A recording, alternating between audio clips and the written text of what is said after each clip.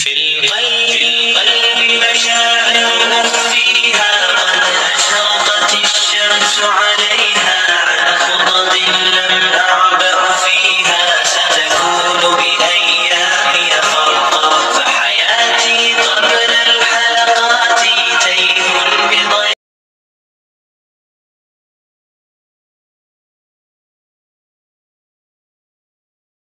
Kemacetan serta diversifikasi jadwal dan zona kerja. Silahkan subscribe dan share. Kemacetan adalah perlambatan atau berhentinya lalu lintas di jalan secara bersama-sama. Kemacetan hampir menerpa seluruh kota-kota besar di dunia, terutama pada jam-jam tertentu dan pada saat aktivitas masyarakat maksimal. Banyak faktor yang mengakibatkan kemacetan, antaranya kondisi jalan yang menyempit, rusak, atau dalam perbaikan, kurangnya sarana lalu lintas misalnya, kurangnya jembatan penyeberangan, flyover, jalan tol, terowongan. Terkadang ada kendaraan yang macet di tengah jalan, kecelakaan lalu lintas, rambu-rambu lalu lintas yang mati, faktor klimatologi, hujan, banjir, tanah longsor, pohon yang tumbang juga bisa menjadi penyebab kemacetan.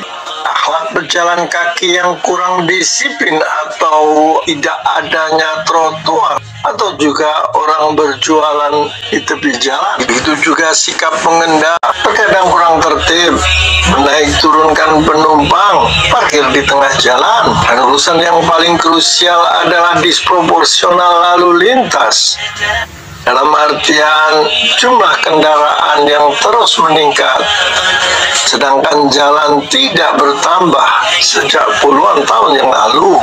Negara kita telah memperbaiki keadaan jalan, membuat berbagai macam jembatan, flyover, jalan tol di dalam kota. Akan tetapi kemacetan juga terjadi terutama pada jam-jam tertentu. Di negara-negara barat juga memiliki permasalahan yang sama, dan bahkan mereka telah membangun kereta listrik di bawah tanah disebut metro di Perancis yang jaringannya begitu padat bagaikan sarang laba-laba di bawah tanah. Akan tetapi kepadatan penumpang juga terjadi pada jam-jam tertentu, dan bahkan mereka juga berdesak-desakan di dalam kereta. Kemacetan berdampak pada penambahan jam perjalanan, keterlambatan kerja, keterlambatan penjemputan keluarga, kepenatan pengemudi, rencana rapat atau kencan tertunda, peningkatan polusi udara, biaya transportasi meningkat, mengurangi jam istirahat karyawan, meningkatkan stres pengendara, dan yang paling mencemaskan adalah ketika terdengar sirene ambulans atau brandir yang meraung-raung di tengah kemacetan. Kemacetan memang merugikan masyarakat dan negara, yang merupakan azab atau ujian bagi hamba-hamba Allah tertentu. Allah Subhanahu wa Ta'ala berfirman dalam surat Al-A'raf ayat ke-96. A'udzu billahi minasyaitonir rajim. Bismillahirrahmanirrahim. Walau ana ahlal qura amanu wa taqaw lafatahna alaihim barakatim minas samai wal ard walakin kadzabu fa akhadnahum bima kanu yaksibun. Sekiranya penduduk negeri-negeri beriman dan bertakwa, niscaya kami akan membukakan untuk mereka berbagai keberkahan dari langit dan bumi. Akan tetapi mereka mendustakan para rasul dan ayat-ayat kami, maka kami menyiksa mereka disebabkan oleh apa yang selalu mereka kerjakan. Ketika terjadi kemacetan, banyak pengemudi dan penumpang yang dalam keadaan stres dan cemas, sehingga mereka mencari hiburan dengan mendengarkan musik, nyanyian, menonton video.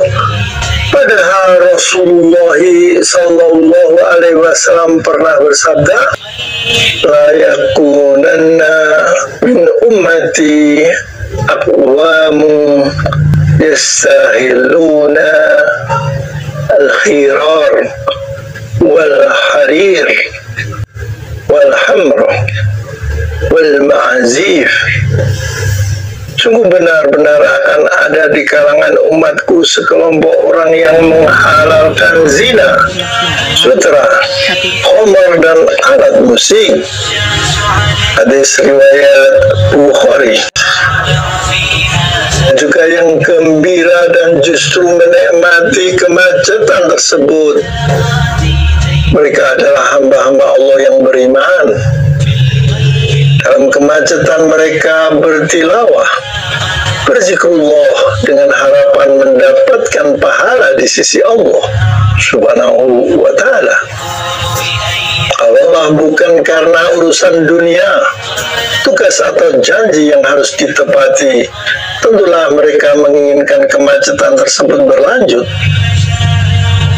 Mereka lupa akan kemacetan, teriknya sinar matahari, pengapnya udara, dikarenakan pada saat itu mereka sedang membaca Al-Quran, bertasbih, bertahmid, bertahlil, bertakbir sebanyak mungkin, karena mereka pernah mendengar bahwa Rasulullah Sallallahu Alaihi Wasallam pernah bersabda, an Samurah bin Jundab qala Rasulullah Sallallahu Alaihi Wasallam ahabul kalami ilallahi arba'um subhanallah walhamdulillah wa la ilaha illallah wallahu akbar la yaduruka faihina badat. Dari Samurah bin Jundab, ia berkata bahwa Rasulullah Sallallahu Alaihi Wasallam bersabda, ada 4 ucapan yang paling disukai oleh Allah: Subhanallah, Alhamdulillah, La ilaha illallah, dan Wallahu Akbar. Tidak berdosa bagimu dengan mana saja kamu memulai. Hadis riwayat Muslim nomor 2137.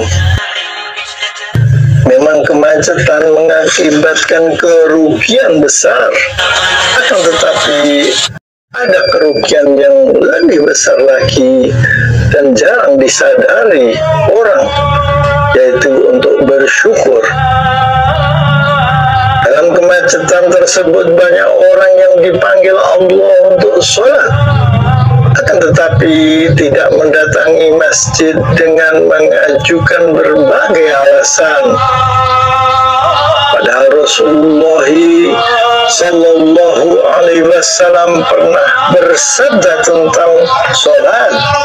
An Ibni Mas'ud radhiyallahu anhu qala sa'altu Rasulullah Sallallahu Alaihi Wasallam ayyul a'mali afdal qala as-salatu ala waqtiha. Qultu summa ayyu qala birrul walidaini. Qultu summa ayyu qala al-jihadu fi sabilillah. Muttafaqun alaih. Dari Ibnu Mas'ud radhiyallahu anhu berkata, Saya bertanya kepada Rasulullah Sallallahu Alaihi Wasallam, apakah amal perbuatan yang paling utama?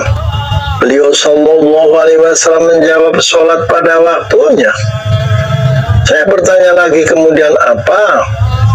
Beliau Sallallahu Alaihi Wasallam menjawab, berbuat baik kepada kedua orang tua.